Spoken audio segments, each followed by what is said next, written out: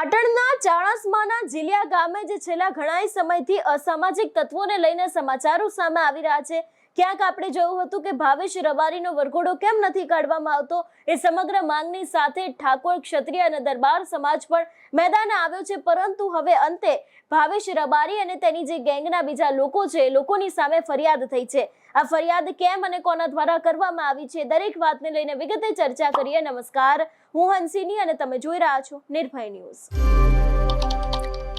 થોડા સમય અગાઉ ભાવેશ રબારીનું જે ફાર્મ હાઉસ છે સ્ટેટ ઓફ રામાધણી, એની બહાર આપણે જોયું હતું કે ક્યાંક ગેંગ વોર થઈ હતી. જે બે જૂથના લોકો છે એ લોકો આમને સામને આવી ગયા હતા. પોલીસ પણ ત્યાંથી ભાગી ગઈ હતી. પરંતુ હવે આ સમગ્ર મામલે જે રીતે આપણે જોયું હતું કે જે બીજી ગેંગના લોકો છે એ લોકોની ધરપકડ થઈ હતી, અંતે તે લોકોના વરઘોડા કાઢ્યા હતા અને વરઘોડા કાઢ્યા બાદ તે દરેક લોકોના સમાજના લોકો મેદાને આવ્યા અને સામે ભાવેશ રબારીની સામે પણ હવે ક્યાંક આ સમગ્ર મામલે કાર્યવાહી કરવામાં આવે એવી માંગ કરવામાં આવી. એક મોટું મહાસંમેલન મળવાનું હતું, જો કે અત્યાર સુધીના સમાચાર પ્રમાણે તો આ સંમેલન રદ થયું છે. પણ હવે ગઈકાલે રાત્રે ભાવેશ રબારી સહિત ભાર્ગવ રબારી અને જે બીજા બે લોકો છે એ લોકોની સામે પણ ફરિયાદ થઈ છે. સૌથી પહેલા તો ફરિયાદ ઉપર નજર કરીએ કે આ ફરિયાદ કેમ અને કોના દ્વારા કરવામાં આવી છે. આ સમગ્ર વિષયને લઈને વાત કરવામાં આવે તો આખી ફરિયાદ છે, આ ફરિયાદ છે તે કરવામાં આવી છે લગભગ જે ગુનો થયો છે એ શનિવારે એટલે કે 7/3/2026 ના રોજ થયો છે.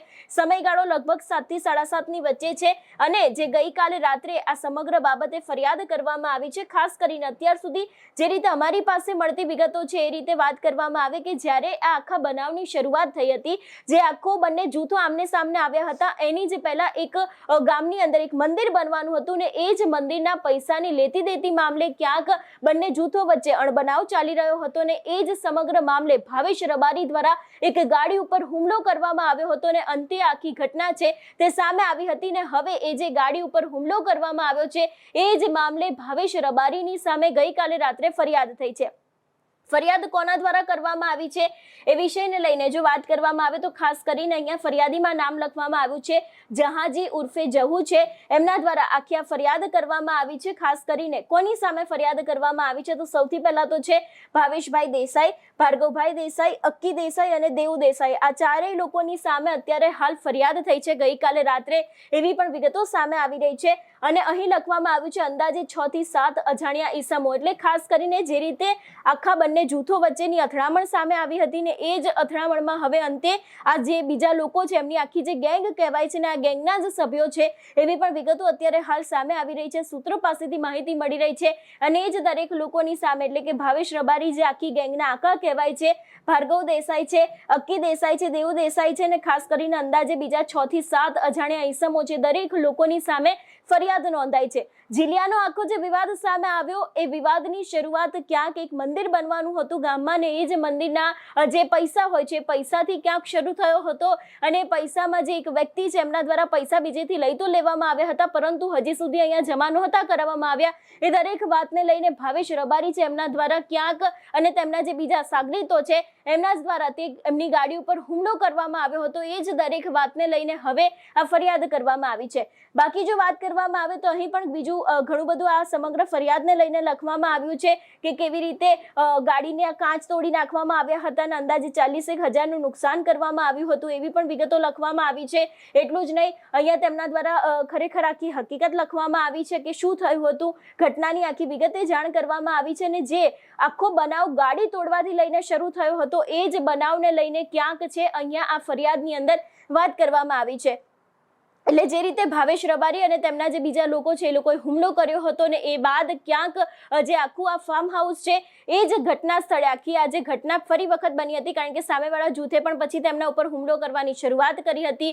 બંને જૂથના લોકો છે એ લોકો આમને સામને આવી ગયા હતા. પોલીસના વાતની ખબર પડી એટલે પોલીસ પણ તરત જ ત્યાં પહોંચી હતી, પણ એટલો હુમલો વધી ગયો હતો, ત્યાં મામલો એટલો બધો ઉગ્ર બન્યો હતો કે સામે પોલીસ ઉપર પણ હુમલો કરવામાં આવ્યો હતો. કાયદો અને વ્યવસ્થા ઉપર સવાલ ઊભા થયા હતા અને અંતે ત્યાંની જે પાટણ પોલીસ છે એમને પણ ભાગી જવું પડ્યું હતું. જો કે અત્યારે હાલ આ સમગ્ર મામલે લગભગ 4 જેટલા પોલીસ કર્મીઓ છે એ લોકોને સસ્પેન્ડ કરી દેવામાં આવ્યા છે. આખું જે આ સંમેલન છે એ સંમેલનને પણ અત્યારે હાલ રદ કરવામાં આવ્યું છે, કારણ કે પોલીસ અને જે ઠાકોર અને બીજા સમાજના જે અગ્રણીઓ છે એ લોકોની આખી એક બેઠક મળી હતી. આ બેઠકની અંદર પોલીસ દ્વારા એવી બાંહેધરી આપવામાં આવી છે કે જે સામે એટલે કે ભાવેશ રબારી અને જે લોકો પણ ગુનાહિત ઇતિહાસ ધરાવે છે એ લોકોની સામે પણ કડક પગલાં લેવામાં આવશે. જે તે કાર્યવાહીની માંગ કરવામાં આવી છે, કાર્યવાહી પૂરી કરવામાં આવશે.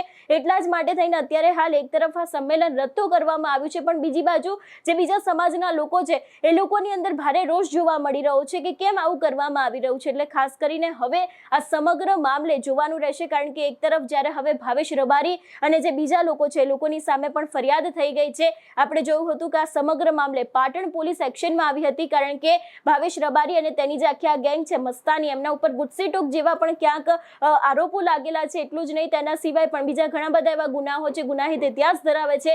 એમાં જે તેમને જામીન મળ્યા હતા ગુસ્સી ટોકની અંદર ને બીજા જે કેસ છે એની અંદર, એ જ જામીન રદ કરાવવા માટે થઈને અત્યારે હાલ પાટણ પોલીસ એક્શનમાં આવી છે. એટલે કે ક્યાંક ફરી એક વખત આખી આ જે ગેંગ છે ને આ ગેંગના આકા એટલે કે ભાવેશ રબારી છે એમને કદાચ જેલમાં જવું પડે એવી શક્યતાઓ તો લાગી રહી છે. ને એવામાં હવે આ જ સમગ્ર મામલે જ્યાંથી આખા ઝઘડાની મૂળ શરૂઆત થઈ હતી, એક મંદિર બનાવવાની વાત હતી, એના જ પૈસાની જે વાત હતી, એ જ પૈસાના મામલે જે આખો હુમલો કરવામાં આવ્યો હતો, એ જ સમગ્ર મામલે હવે અંતે ગઈકાલે રાત્રે ફરિયાદ થઈ છે. એટલે હવે આગામી સમયમાં જોવાનું રહેશે કે ફરિયાદ થઈ ગઈ છે, નામ સામે આવી ગયા છે, ઓફિશિયલી નામજોગ ફરિયાદ કરવામાં આવી છે, તો હવે પોલીસ દ્વારા કયા પગલાં લેવામાં આવશે. તમારું શું માનવું છે આ વિષયને લઈને અમને કમેન્ટ કરીને ચોક્કસથી જણાવજો. તેની સાથે અમારી ચેનલ નિર્ભય ન્યૂઝને લાઇક, શેર અને સબસ્ક્રાઇબ કરવાનું ભૂલશો નહીં. નમસ્કાર.